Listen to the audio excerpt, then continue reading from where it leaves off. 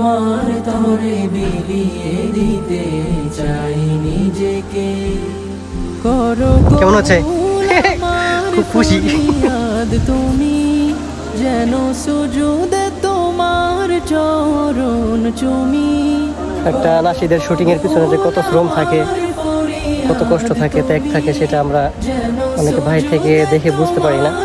বাকি যারা নাশিদ করি, এই অঙ্গনে আছে, কাজ করে, তারা বুঝতে পারে এটা নাশিদ করা কতটা কঠিন।